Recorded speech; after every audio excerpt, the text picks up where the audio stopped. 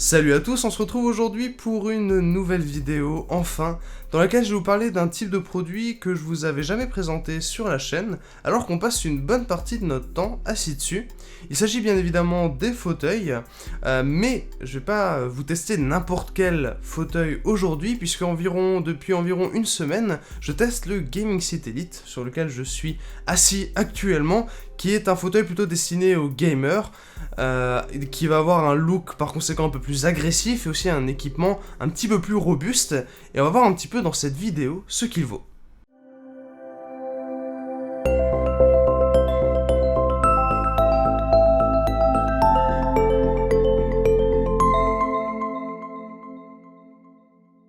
Nous allons commencer par une vue générale du fauteuil, et le premier point à aborder qui est très important, c'est naturellement le design, qui est un critère très important dans le choix du modèle. Je vous parlais avant d'agressivité au niveau du look, alors ici ça se retrouve principalement dans la forme générale du fauteuil, qui rappelle un petit peu un siège de course, ce que je trouve vraiment sympa. Il reste cependant assez sobre en fait avec son thème noir et blanc qui pourra convenir à tous les setups et super bien s'intégrer grâce à sa neutralité. Le blanc est d'ailleurs présent de manière assez discrète au niveau des coutures et de l'inscription Gaming Seat Elite qui est la seule visible sur le siège. Au niveau de l'arrière du fauteuil, comme vous pouvez le voir, c'est aussi extrêmement neutre. Ça peut paraître surprenant, mais on peut commencer à aborder la qualité de fabrication du fauteuil avec son pied, qui est en acier, donc très résistant et peint avec une très jolie peinture noire, et aussi avec ses roues, qui sont pas juste des roues cheap, mais vraiment des bonnes roues qui, sur une surface type parquet, vont être très silencieuses et qui sont censées être respectueuses de votre moquette. On peut enchaîner la qualité de fabrication en regardant le fauteuil par en dessous, où on remarque sa structure qui est en acier, donc à nouveau un excellent point pour la longévité de ce fauteuil et la qualité de fabrication. On a ensuite cette vis de réglage qui permet de régler la dureté en fait du pivot central dont vous disposez sur ce fauteuil. Donc une très bonne chose, indispensable, mais vous pouvez aussi naturellement complètement bloquer ce pivot, même s'il y a encore un petit jeu qui reste, ça vous évite de basculer en arrière quand vous réglez votre dossier. On peut naturellement régler la hauteur de l'assise, ce serait un peu bête si c'était pas présent.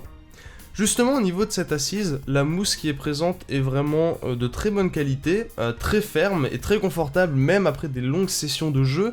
Et ce qui est pas mal aussi, c'est que le revêtement c'est du simili-cuir, c'est pas du vrai cuir, mais en fait c'est plutôt une bonne chose puisque grâce à ça, ça produit pas un bruit infâme quand on s'assoit dessus. Donc ce revêtement simili-cuir vraiment excellent. Les accoudoirs présents sur ce fauteuil sont très high-tech puisque ce sont des accoudoirs 4D, donc vous pouvez effectuer un réglage dans 4 sens différents. Déjà de haut en bas, mais ensuite aussi la partie supérieure d'avant en arrière. Cette partie supérieure peut aussi être tournée, donc vous pouvez effectuer une rotation à ce niveau-là. Et en plus de ça, le quatrième réglage, ça va être latéralement, où vous allez pouvoir plus les éloigner de vous ou les rapprocher de vous. Le seul défaut que j'aurais à noter au niveau de ces accoudoirs qu'on peut vraiment très facilement personnaliser, c'est que du coup il y a un petit peu de jeu sur la partie supérieure, même quand tous les clips sont serrés. Il est temps de passer au dossier qui est aussi une partie importante du fauteuil. Alors celui-ci, comme vous pouvez le voir, reprend un peu la forme des sièges baquets qu'on trouve dans les voitures de course, qui permettent d'épouser la forme de votre corps.